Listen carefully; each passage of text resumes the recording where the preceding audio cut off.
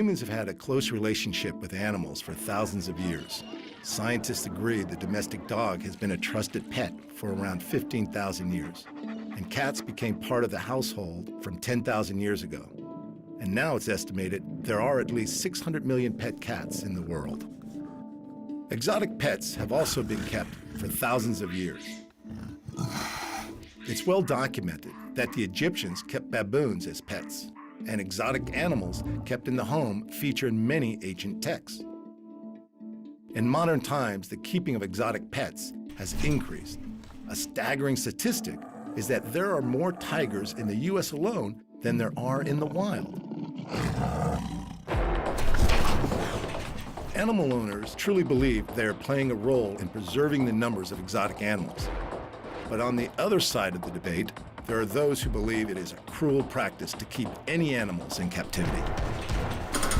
This series explores the issues from both sides, from those who know the dangers, but see the benefits, to others who condemn the keeping of exotic pets. Their stories follow. Mark Kohlhorst knows his animals. Owner of the traveling zoo, Mark's Ark, and with over 40 species living on his property, he really is a modern-day Noah. From horses to ducks, rabbits to frogs, Mark is an expert on all things cute and cuddly. But Mark also has a curiosity for the dangerous side of animal handling. His pride and joy are some of the world's most hostile predators. I'm gonna be getting out Ivy. Ivy is the larger of my two alligators. Really, quite honestly, not knowing what her type of temperament is, and she's quite different than any others that I've ever had. She is not friendly. This is not a normal pet. You guys might want to stand back because she's going to get an avalanche of water. And the way she's presenting right here, she can take a hold of this and bust it easily. I go through a lot of these. You might ask why I do this. And when she is taped, she calms right down. She kind of knows this is a job. What I'm trying to do is get her tail so that I have control. There we go. That's really good. And then I can get her from behind. She is not happy. This is actually easier than it usually goes with her. So once I control her tail and I've got the back of her head, then I can just press her firmly but not harming her down, and then her bite power is very powerful on the way down but not up. Electrical tape only will tape against itself and not on her, so it doesn't pull her skin. She can breathe perfectly fine. And once I have her subdued like this, she can't bite, and she's really of no danger unless she decides she wanted to use her tail. I would feel completely confident in letting a very small child hold her now. And a lot of people are worried about the claws. The nails, they're not very sharp actually, and they really don't serve a whole lot of purpose. They do dig in the mud. At 4 years old, Ivy's still relatively small. But Mark knows the dangers she will pose once she reaches adulthood. It is likely she will grow to 9 feet long and weigh up to 250 pounds. Once she reaches 5 feet, she will be classified as a Class 3 wild animal, and Mark will need to obtain a permit to keep her. Alligators are probably, in my opinion, one of the smarter reptiles. They definitely have anger. She has almost got my fingers. She has got me across the back with her tail. Even for this size, it would feel like somebody taking a very broad belt across your back and just drive it right back. Exclusively found across America's southeast, alligators are some of the most menacing predators in the United States. Growing up to 15 feet and reaching 1,000 pounds, this is not a creature you want to run into unprepared. I've never had dogs or cats when I was a kid. My parents were very tolerant, and I always had exotics. One of my first pets was a spectacled caiman. It was nasty, evil. I really liked it. My dad enjoyed it too. They're fascinating. They're smart, strong. This type of animal's been around longer than dinosaurs. It's a tricky thing to call this a pet. I've known people that have had 12-foot alligators literally in their basement in the large city of Fort Wayne near here with their toddler child that jumps on its back and played with it and pet it. And the animal had free reign of the basement and a pond, a pool. Now that's a bit extreme for me. That won't ever happen. My child never goes near this animal unless it's in my hands and it's secured. This animal can be dangerous. Encounters between humans and alligators are on the increase in the United States. Worldwide, it's estimated that 1,000 people die every year as a result of crocodilian attacks. I have seen her take raw chicken legs and take that bone and just crunch it in half. And I've been bitten by another alligator before, and I thought I was going to lose my thumb. It was an alligator that was about a foot longer than this that I had. And I was in a hurry and a rush to go to a show, and even though he didn't have a temperament like this, he didn't like that hurried pace. He got a hold of my thumb, and the next thing I thought was, there goes my thumb. And he pressed down and bit down so hard it felt like, I can't imagine the pressure. I thought my thumb was gone. Alligators' teeth break off easily, and Mark's attack left him with a tooth lodged in his hand.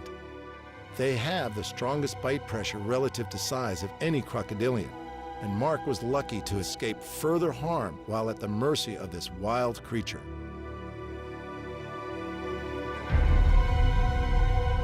A full-size alligator can break the femur of a cow. It's substantial. It's incredibly strong. People buy them as a novelty. These are people that they decide they want to get a pet without ever having experience with any kind of exotic animals.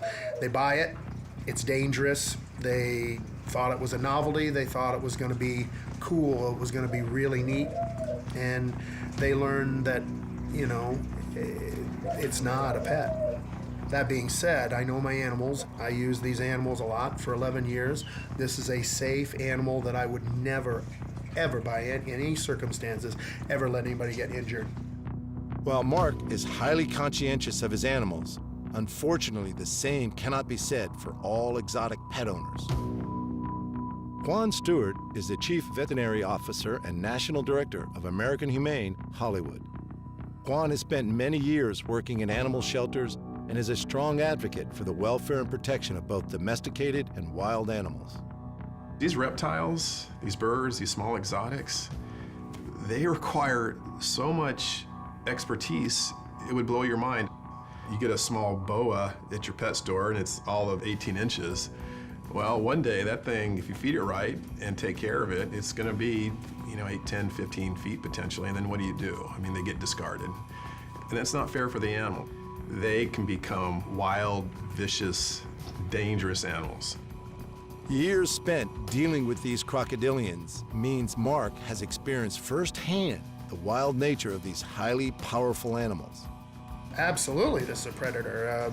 You would not believe what this thing is capable of when it eats. I prefer to feed dead food when there's a situation where I have to feed live. 180 degrees different in their behavior. They are unbelievably fast, unbelievably violent.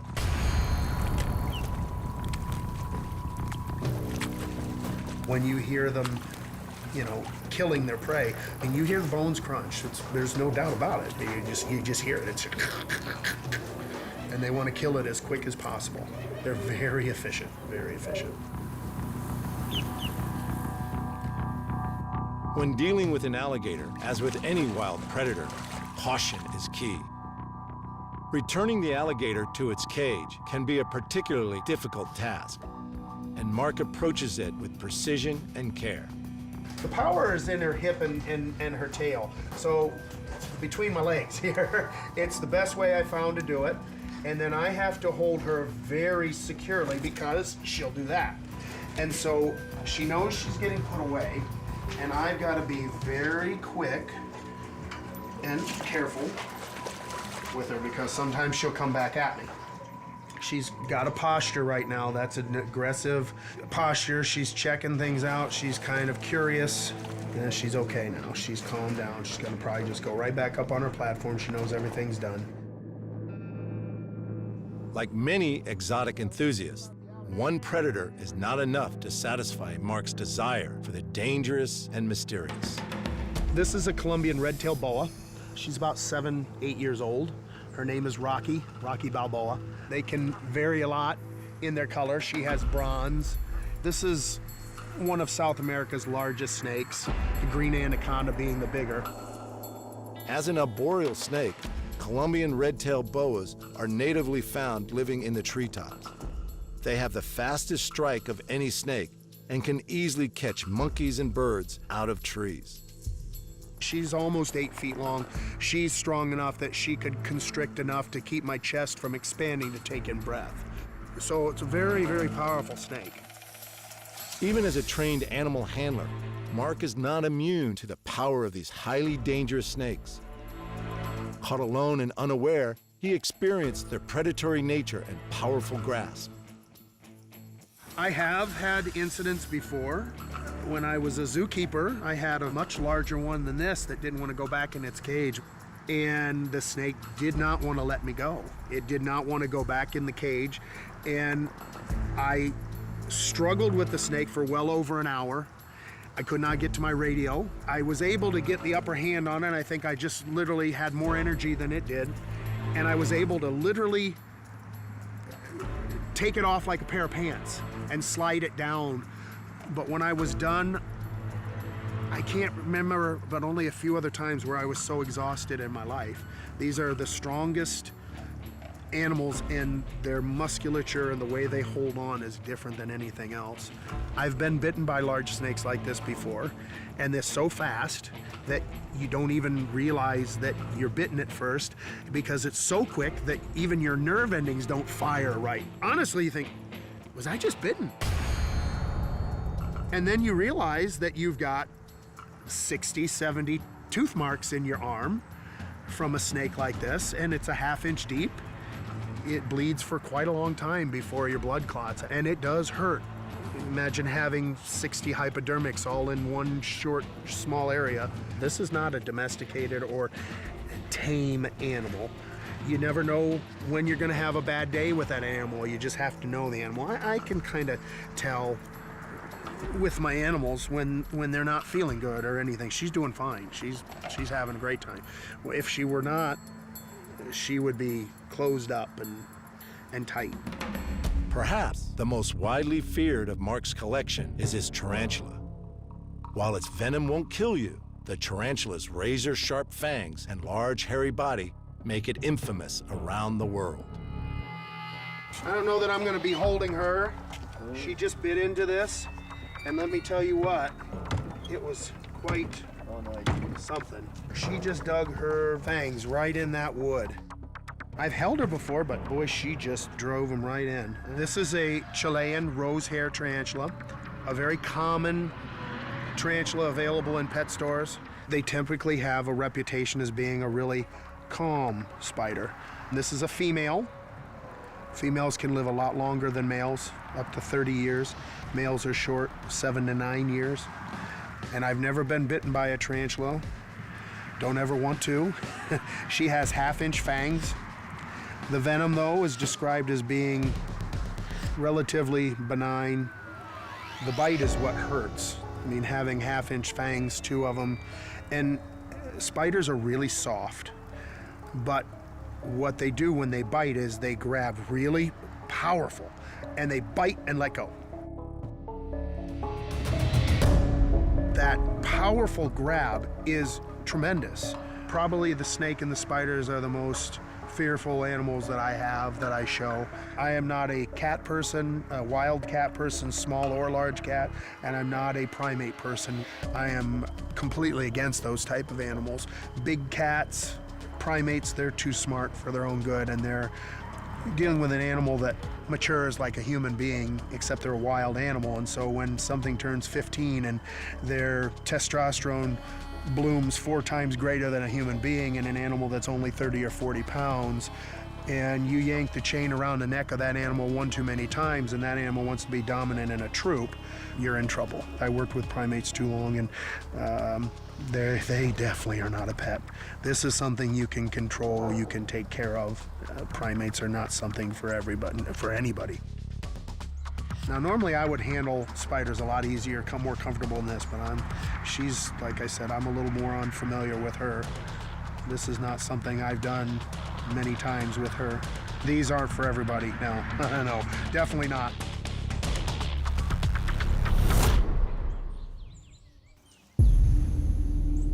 I can go in the cage with all the animals out here. The question is, can I come back out of the cage?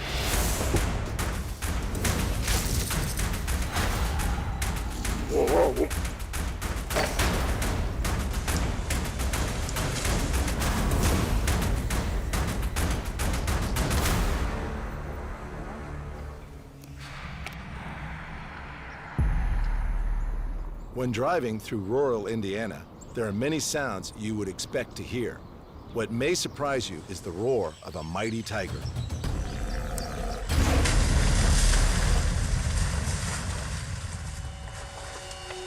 Opened in 1991 by Indiana local Joe Taft, the Exotic Feline Rescue Center is a refuge for the abandoned and the abused. Home to over 200 exotic cats across 9 different species. Joe's long-held interest in exotic cats began in his youth. I started with cats in the mid-'60s.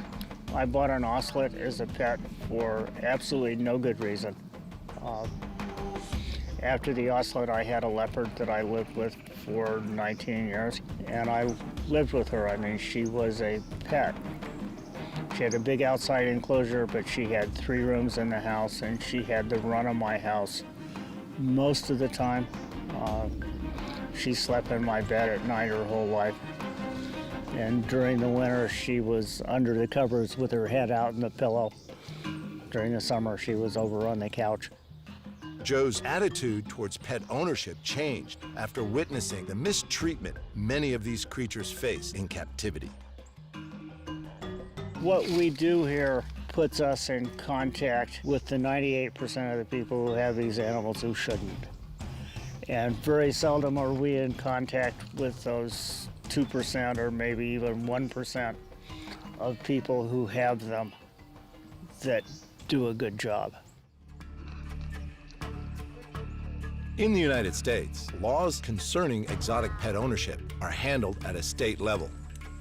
Indiana laws are considered relatively lenient compared to other states, requiring little more than a permit for exotic pet ownership. Despite this, many owners don't bother with a permit, instead purchasing animals illegally from breeders online. You could find these animals on the internet, and you could get them for $500 or $1,000. And there wasn't much regulation about their interstate movement. Now there are new federal laws in effect that clamp down on the interstate movement of big cats in the pet market. Unfortunately, a USDA permit is easy to come by, and if you have a USDA permit, then you can move the cats back and forth across state lines. On the other hand, there cannot be any money involved in those movements. And frankly, you know that most of the exchanges involving these animals, there is money involved. All of the cats at the center are rescues, arriving from zoos, circuses, breeders, and pet owners around the country. Joe has made it his mission to rescue ill-treated felines and educate the public about these beautiful and mysterious animals. A lot of these cats come here poorly nourished. You get an animal like this in a little cage and upset, and he snaps at something, they'll break their teeth off. So cats would come to us with big grooves cut in their teeth right at the base, and then it wouldn't take a lot of impact with something just to snap those teeth off. Although I've certainly seen upset tigers hit steel bars and teeth just break. Many of Joe's rescues arrive in cages not suitable for their size. With over 25 years on the job, Joe has seen firsthand how mistreatment can have long-term physical and psychological effects on these majestic creatures. These were circus lions. When the guy that owned these retired from the circus, he wheeled 9 big cats into his barn in circus wheel cages, and that's where they spent the next 10 years. 6 years into that, he bought another tiger and put her in a 5x7 cage, and she lived in that for 4 years in that barn. Finally, the USDA decided that it was time to quit patting this guy in the head, and they called me one morning and said, "We have 10 big cats up here. We want you to take 8 of them and crate the other 2 for another facility." We did it the next day in a blizzard, 2.5 feet of snow. These guys could barely walk when they got here.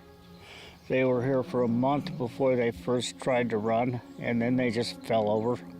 The guy that had these lions certainly didn't give a damn about them.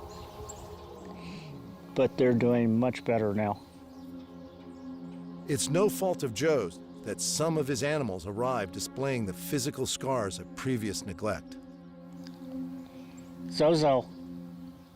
She walks in a circle because for 4 years she was in a cage that was 5 foot by 7 foot.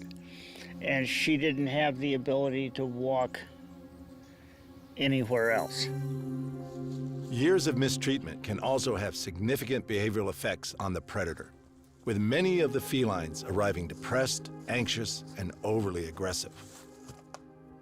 I don't do things that would make me afraid. You know, after working with big cats for over 50 years, I know the things that people do that are scary. And one of my serious goals is to be able to do this again tomorrow. So you can't do that if they hurt you. Huh, come here. Hi. I mean, she's as sweet as can be, but she is full of energy, and she would certainly break me.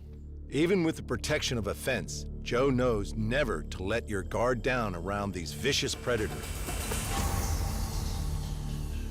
especially when they're hungry. The oldest tiger that's ever been here was 26 when she died. And sometimes we blame that on what she ate before she came here, which was a 17-year-old girl.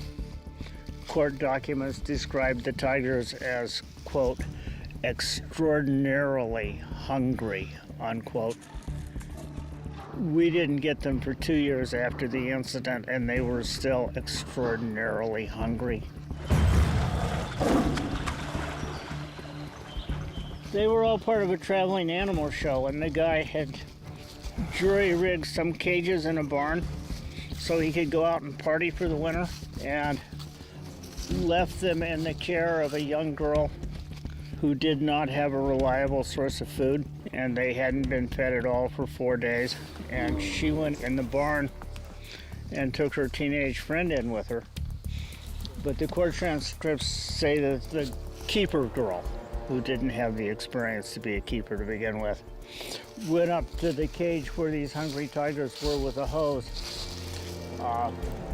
to give them water, turned her back to talk to her friend, and you saw what happened when I turned my back on. Only these guys were hungry.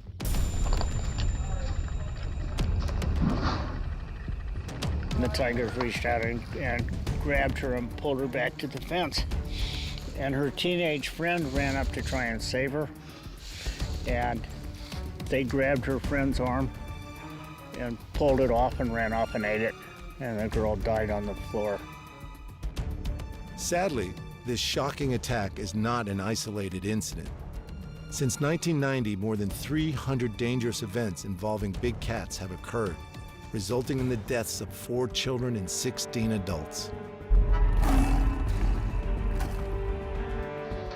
The staff at the rescue center are highly trained and well aware of the risks associated with working with such a powerful animal. Regardless of the situation, these are dangerous predators. I wouldn't want to go in there and let her sit in my lap. She would definitely take your fingers off as a food source. You can see she's not interested in that much anymore. Where did you get that big belly? You're not a skinny little girl anymore, are you? No. Since opening the rescue center, Joe and his team have saved countless big cats from all around the country and have had their fair share of close calls. Bruises, scratches, and broken bones are all part of the job when working with some of the world's most formidable predators. However, these big cats are not Joe's only threat. His work also receives public backlash. This tiger is one of 4 tigers that we took out of downtown Gary, Indiana. This was a federal seizure, and the USDA called us the day before we were supposed to take these cats and said, we're afraid to be in this neighborhood in the afternoon. Why don't you come up and spend the night in a neighboring town, and we'll go in first thing in the morning and take them. Well, the state police showed up at 8 o'clock in the morning, and they put yellow crime scene tape around the place. We got there 10 minutes later, and there were probably 100 people on the streets ready to throw beer bottles at us. So it was an interesting morning.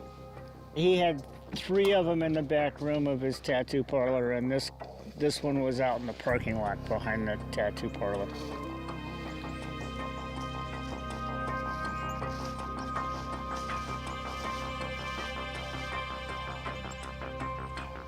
Look at his claws now.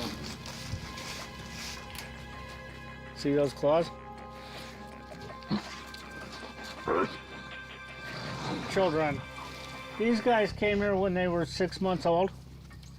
The U.S. Fish and Wildlife Service asked us to go to New York and take a leopard, which we did. And as we took the leopard, they told the guy, we're not going to prosecute on this, don't do it again. He must have been on the phone buying these leopards before we got all the way out of his driveway. And 6 months later, after his wife escaped from being chained and beaten in the basement stairs, she went to the police, and the police came back and found 2 leopards and 4 kids. So we went out and got these 2 leopards.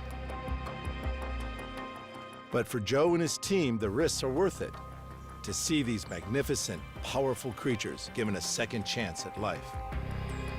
This tiger came from Branson, Missouri, where he was in a magic theater, where they cleaned his cage every day with bleach. Didn't particularly bother to rinse the bleach off.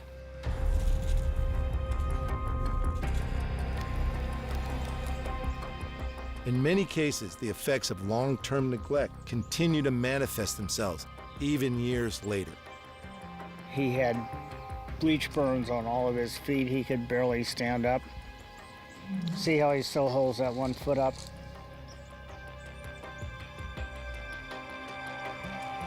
Sebastian the tiger also arrived in a poor condition. A detached retina meant he was in constant pain and in need of an urgent operation. He is just one of 25 of Joe's rescued tigers that have required surgery on their eyes. While Joe dedicates his time and money to providing medical attention to those animals who need it, fortunately, not all of them arrive badly neglected. One of Joe's charges still has a special place in the heart of one Ohio State trooper and his wife. She came from an Ohio State trooper who had encountered her as a sick and injured cub.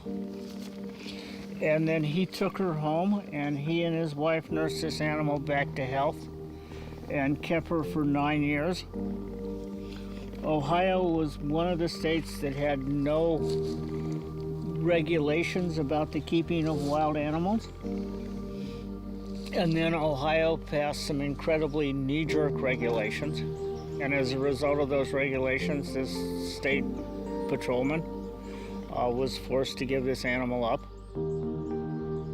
On October 18, 2011, Ohio resident Terry Thompson let loose his vast collection of exotic animals in the streets of Zanesville. 56 animals, including black bears, mountain lions, Bengal tigers, wolves, and leopards, roam the streets, terrifying residents. Shortly after, state legislation was changed, making the private ownership of wild animals and restricted snakes increasingly difficult. Even before I came into the legislature, there were some issues at hand with wild animals. You know, they got talked about, but then after a couple months, it kind of went away. We wanted to make more than just a motion with this. We wanted to actually implement something and get something moving. And when we looked at this legislation, we wanted to be different than any other state. Everyone said, well, look at the other states and look what they're doing around you. We didn't want to do it that way. We wanted to make this Ohio, and we were going to stand and make it Ohio law. And that's how we wanted to do it. We didn't want to base any of the legislation off what other states were doing. We went over to get the cat. He lived way out in the country. We had a hard time finding him. When we finally found the house, there was a state police car out in front, and I thought, we're too late, there's been trouble. But as it turned out, he was the owner. Of all the cats that we have here that had been privately owned, this officer and his wife are the only people who come to visit, and they come every few months. Considering the number of cougars in this country, the number of people who are hurt or killed by cougars is minuscule. You have to really trigger one of these animals to come after you. Most people that are attacked by cougars don't know there's a cougar there. I mean, if you're jogging down a mountain trail or mountain biking, you can go by one and trigger all of their chase instincts, and they will chase you. While many of these owners have good intentions, according to Joe, a lack of understanding about how to properly care for the wild animals often results in mistreatment and neglect. You know, there are people who have these animals, people in private hands, who take incredibly good care of them. And I'm not against that. I'm against poor care. I'm against incompetent ownership. Indiana, I think, has some pretty reasonable state regulations. If you can acquire one of these animals legally and you can jump through some hoops, you can get a permit to keep one in Indiana. So, you know, in that regard, we're certainly not in favor of seeing them, you know, for sale in your local pet store. But there are people that take good care of them, and I'm not in favor of seeing them taken away from them either. We're making a difference for one animal at a time. We're not making a political statement. We're not saying that people should or should not have these animals. We're saying that this is an animal who is in trouble. This is an animal that has been mistreated. This is an animal whose life is endangered.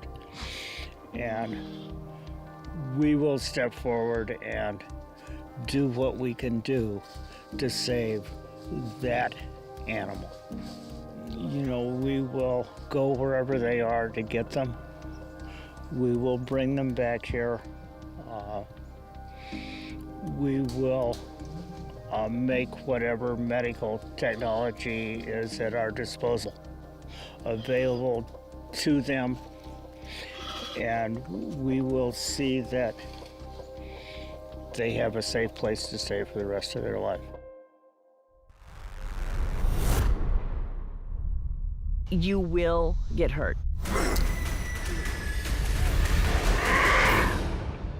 Are they gonna kill you? No, they're not gonna kill you, but they're gonna hurt you.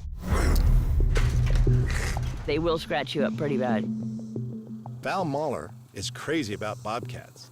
Since opening the National Bobcat Rescue and Research Center in 2008, her life has been devoted to protecting and studying the often misunderstood predator. I've worked in the animal business my entire life. I've been a wildlife biologist, moved out here to do something completely different and fell into bobcats because that was what was booming at the time that there was no one else out here. I have not met a more intelligent, compassionate, emotional animal in my entire life. Bobcats, in comparison to their body size, have the largest brain of any of the felines. It doesn't matter if it's wild or if it's one that's been raised in captivity. They all have this deep emotional bond with each other or with their human people. If they're a pet, they develop a deep emotional bond. Val's bobcats have developed this bond and show their affection by rubbing their glands on her and marking their scent. Oh, you're gonna squish me. You're gonna squish me. Headbutting and mouth-to-mouth contact are also believed to be the ultimate displays of affection. You're fat. You're fat boy. No. Normally, the difference in the marking and the affection, she will rub her head up against like this. This is more of affection, and then she'll lick my nose a lot and hold it with her teeth. Oh, no. Oh, no. That's don't it. That's don't it. I know. Oh, I know. I know. Despite their friendly appearance, Val knows that the best place for these predators is out in the wild. Bobcats really do need to live in the wild. The reality is a bobcat is a wild cat, F0, they are wild. And so to put a wild animal, even if it's affectionate, even if it loves you as a cub, to put it into a pet environment is really just, it's just not, I don't know, but it's not realistic. They are going to tear your house up. They can't be a house pet. If you are going to keep them as a pet, which we never condone, they need to be kept in large cages. You need to have the funding to be able to feed them every day. They're an obligate carnivore. They have to be fed meat. If you go to the grocery store and buy food, you have to use supplements to supplement that so it gives them the appropriate minerals and vitamins. So understanding what kind of animal they are, what the responsibility is to them as an emotional animal, that you cannot just leave, you can't go on a vacation and leave them behind. Val's bobcats remain highly territorial, and their unpredictable and ultimately wild nature make even the calmest of bobcats a dangerous choice of pet.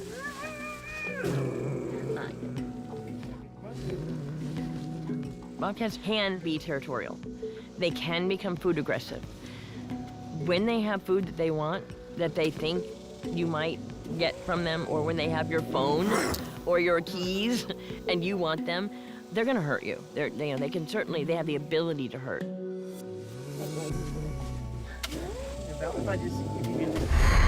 Oh, I'm so sorry. You okay? That startled me. Yeah. Even our camera crew fell prey to these wild animals' advances. If you're down at the same level with them, or if they're up at eye level on a fence, the first thing they're gonna do is jump at you, and they will pat you really quickly with their feet. They just go pop, pop, pop, pop, pop, pop, and your face will bleed a lot. So it's a warning. If you cross that line a second time, then that's when they use teeth, and teeth is where that begins to get more dangerous. Oh, it's my nose. Here's my nose. I love them. Bobcats have been known to attack household pets, including rabbits, cats, and dogs. You're a great hairdresser.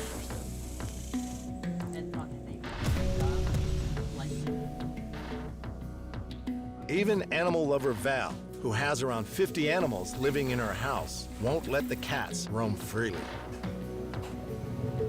I would absolutely not keep a bobcat running around my house. To me, that would be insane. I have over 70 on the property. I have my choice of every personality and every, the extremes, one end to the other, from the sweetest to the craziest. And there's not one on this property that I would comfortably put into my house. Bobcats are nocturnal and primarily hunt under the cover of night. With a diet consisting of small and medium-sized mammals, this fierce predator will first stalk its prey before striking with razor-sharp precision. cutting the spinal cord of its unsuspecting victim. Val considers that the urbanization of traditional rural areas has, in fact, provided an almost ideal hunting ground for the bobcat. The planting of domestic shrubs, trees, and lawns has increased rabbit, bird, mice, and squirrel populations, all of which are the perfect bobcat prey.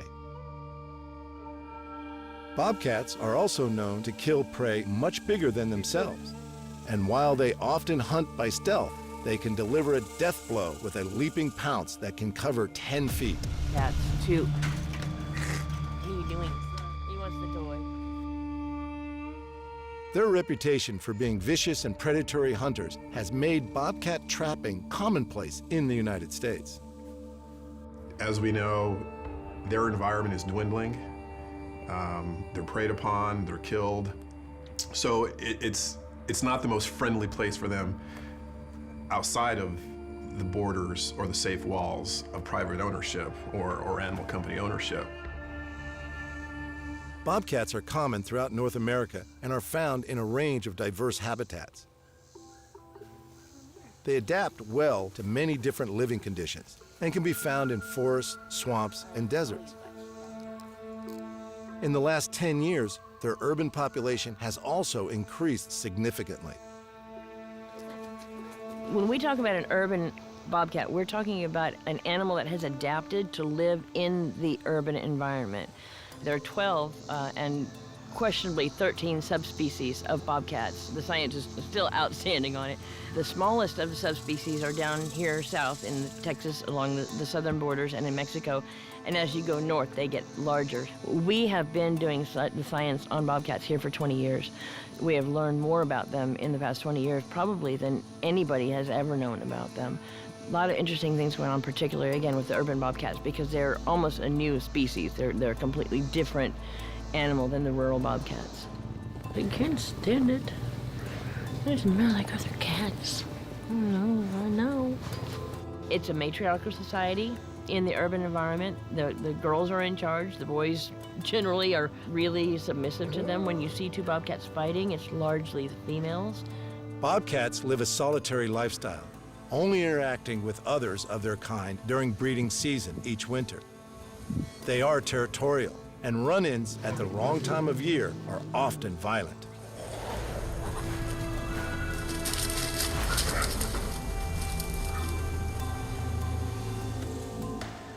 Even bobcats that have become pets remain stealthy hunters and premeditate every move they make.